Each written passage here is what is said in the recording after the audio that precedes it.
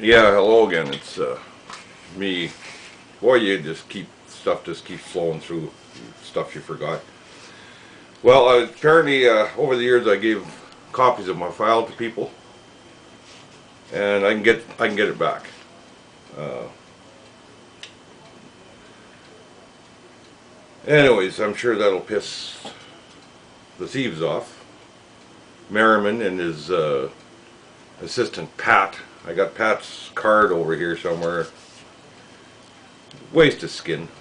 Another bastard that's no good for anything in life but stealing and lying and, political types. You ever found one that was actually any good at anything, couldn't do anything? I haven't. There was David Forbes. I saw him after he got elected. He lives in Caswell, Saskatoon area. He taught kids at Caswell. Well, thank God he's a politician now. He can't sit in the classroom and display his values, yeah. Thinking of that son of a bitch, I met him, thinking of that son of a bitch teaching my kids. No, not a chance. But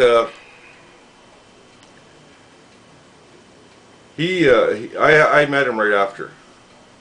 And that's the best time to see him, I guess. Get all the lies out and, they're going to help you with this and that and the other, and then they don't want to talk to you. But the first time I met him was at a restaurant at noon for about 40 minutes. We talked, and it was just terrible what they're doing to you. It's rotten. And this is before I got my file, you see. We were leaving, and he said, "Oh, if you sold that car you're driving, you'd have some money." That's a hell of a thing to say to somebody, isn't it?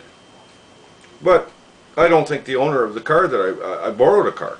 I don't think the owner would care too much if, like, I don't know if Forbes wanted me to break the law by selling somebody's property, but anyways, that's pretty much all I got out of him, other than the fact that he told Teresa Charpentier that he knew I'd been cheated.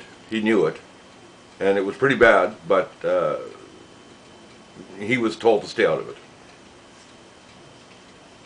Anyways, got that piece of garbage out of the way. But they're all like that. All the politicians are like that. So, what I say about one says the same for all of them pretty well. Anyways, I'm supposed to, some of these people said that I've talked to, I'll get the file back. The copies that I gave out to people who thought they were interested over the years. Some of them just got it, looked at it, and put it away, I guess. But some of these employees at the workers' comp, anyways, I still got a lot of their names in here. Is Dr. Petrich. I think she must have worked in the previous life for Hitler. She's a disgusting woman. I went down to, I was summoned to go a year after my surgery on my shoulder. I was summoned to go to workers' comp in Regina.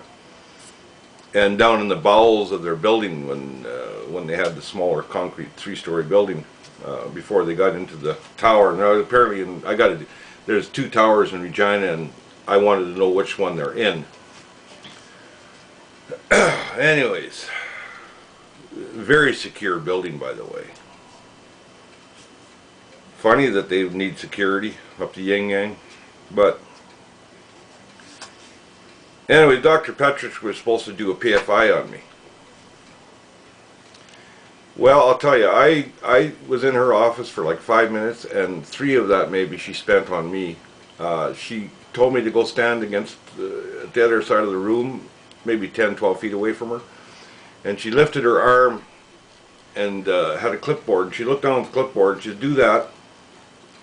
And I could have thumbed my nose at her. She wasn't looking at me at all. It was a done deal. I mean, they knew what she was going to write. And that was pretty well it. But a few years later, I had a doctor in Melfort, Saskatchewan, ask me, "Well, did they have you move your arm like this?" And I said, "No." And I can't. That's it. It locks up. Hurts like hell after a while. I just try it, and I pay for it the rest of the day, and it's already starting. But I couldn't He said, "Well, they knew you couldn't do that. That's why they didn't." I mean, that's how dirty these people are. I mean, they're cruel as hell, but she wrote me down as 2.5% disabled. And my doctor said, "Well, that's crazy." And ever since then, it's anywhere from 27 to 32 for the shoulder alone. The spine, of course, is I'm a total loss pretty well. But I've been told too that I carry myself better than most people would think I should. I've had doctors say they can't understand how I can walk so well, how I can, my arm, you know, like, well, you live with it. You guys, some of you know that, you live with it. You have to deal with it. I'm in pain constantly and I got to live with it. Simple as that. Or I could take morphine I've been offered. Well, no, I take Tylenol 3s right now, about 3 or 4 a day, and that's it.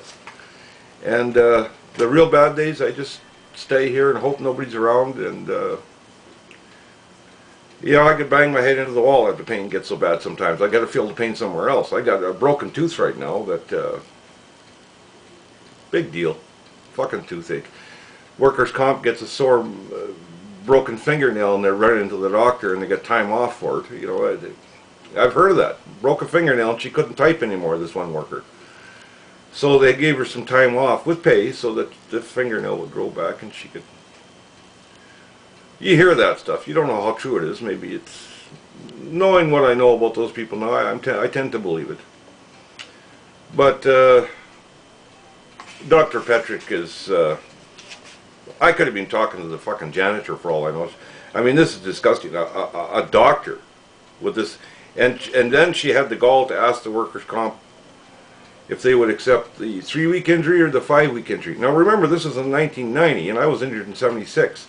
From 76 till, well, 88, 87, it's hard to figure out how they do their reports, but 10 years, we'll say. 10 years later, I was diagnosed, but up until then there was nothing wrong with me. And all of a sudden, when they find out it is a very serious problem that I had, now they're trying to say, oh, well, it's a symptom for something else, minor.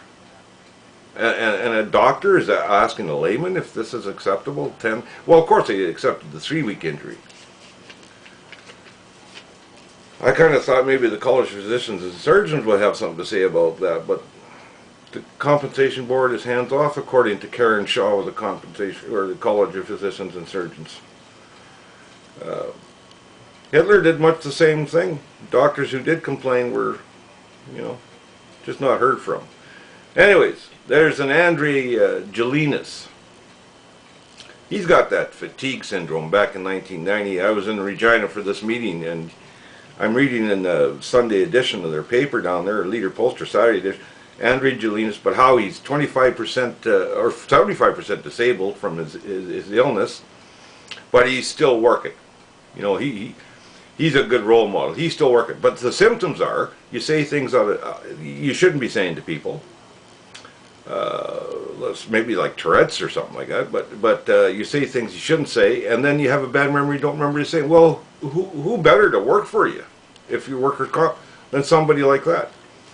But he threatened me. You know, he's a piece of shit.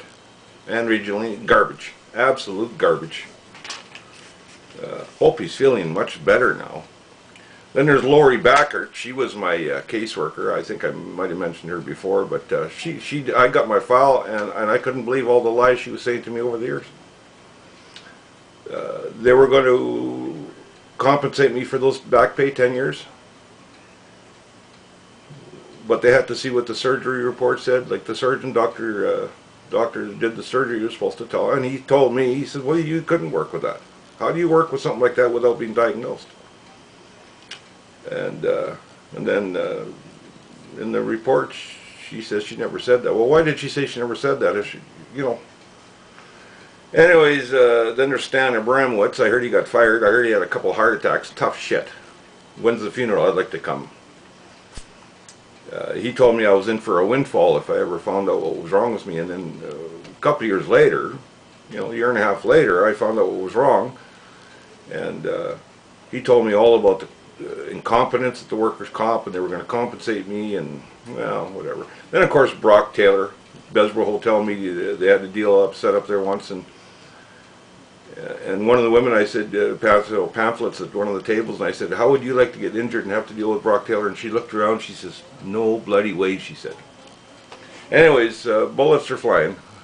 Have a good one.